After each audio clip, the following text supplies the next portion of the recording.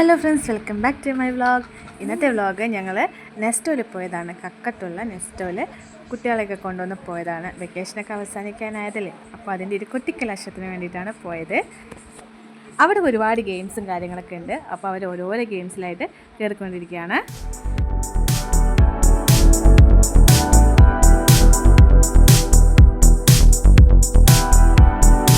ആറൊരു ട്രാവലൊക്കെ കയറാൻ പേടിയുള്ളത് കൊണ്ട് തന്നെ അവൾ പോയത് ഇവിടേക്കാണ്.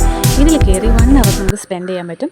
പിന്നെ അവൾ കുറേ സമയം അതിൽ കളിക്കാനൊക്കെ തുടങ്ങി. അവൾക്ക് ഭയങ്കര ഇഷ്ടമായി. അവളെ കൊണ്ട് പറ്റുന്ന രീതിയിലൊക്കെ അവൾ എല്ലാത്തിലും കയറി നല്ലോണം കളിച്ചു.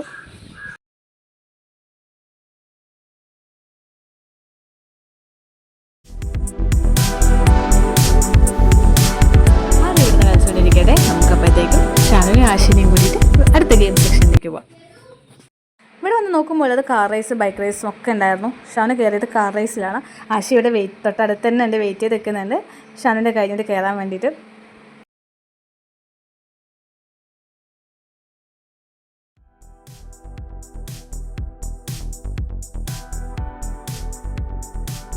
അങ്ങനെ ഷാനുവിൻ്റെ ഗെയിം അവസാനിച്ചു, ഫിനിഷായി. ഇനി അടുത്തത് ആശയാണ്. അവൻ ഓൾറെഡി ഇതിൽ കയറിയിട്ടുണ്ട്, അതുകൊണ്ട് അവന് നല്ല എക്സ്പീരിയൻസ് ഉണ്ട്.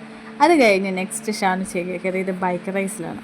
അതിൽ കുറേ ബൈക്കും കാര്യങ്ങളൊക്കെ ഉണ്ട്. നമുക്ക് ഏതാ വേണ്ടതെന്ന് സ്ക്രീനിൽ നിന്ന് ഓപ്ഷനായിട്ട് നമുക്ക് തിരഞ്ഞെടുക്കാൻ പറ്റും. എന്നിട്ട് ആ ബൈക്ക് വെച്ചിട്ടായിരിക്കും നമ്മൾ റേസ് ചെയ്യാനായിട്ട് പോകുന്നത്.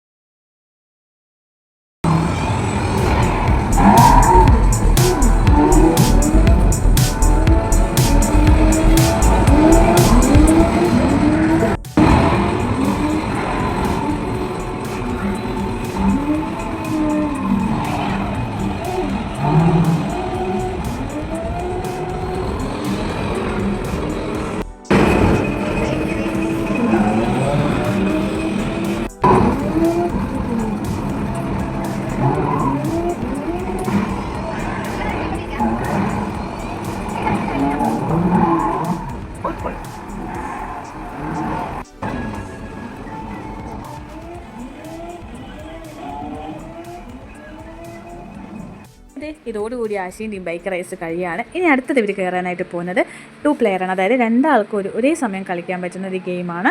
ഇപ്പോൾ നിങ്ങൾ വിചാരിക്കുന്നു ഇത്ര നേരമായിട്ട് പാറുവിനെ കണ്ടില്ലല്ലോ എന്ന്. അവൾ ആ പാർക്കിൽ തന്നെയാണുള്ളത്. ആ ചെറിയ അതിൽ നിന്ന് ഇതുവരെ ഇറങ്ങിയിട്ടില്ല.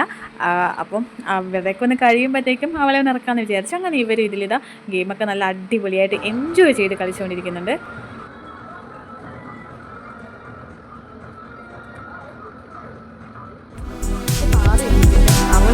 ബൈക്കിലും കാറിലും ഒക്കെ കയറണമെന്നുണ്ട്, പക്ഷെ ചെറിയൊരു പേടിയുള്ളത് കൊണ്ട് തന്നെ പറ്റില്ല. പക്ഷെ അവൾക്ക് പറ്റിയ ഒരു ഗെയിം അതാ ഇവിടെ കിട്ടിയിട്ടുണ്ട്.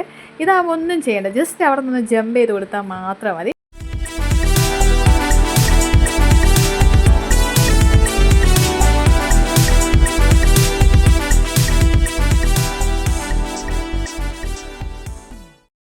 ഓരോരോ ഗെയിം കളിക്കുമ്പോൾ നമ്മൾ അതിൽ വിൻ ചെയ്ത് കഴിഞ്ഞാൽ നമുക്ക് എത്ര പോയിൻറ്റ്സ് ആണ് നമ്മൾ കിട്ടിയെന്ന് വെച്ചാൽ അതിനനുസരിച്ച് നമുക്ക് അവിടെ നിന്ന് കൂപ്പൺസ് കിട്ടും. ഓരോ ഗെയിമിനും നമുക്ക് എത്ര കൂപ്പൺസ് ആണോ കിട്ടുന്നത് വെച്ചാൽ അത് നമ്മൾ കളക്ട് ചെയ്ത് വെക്കാം.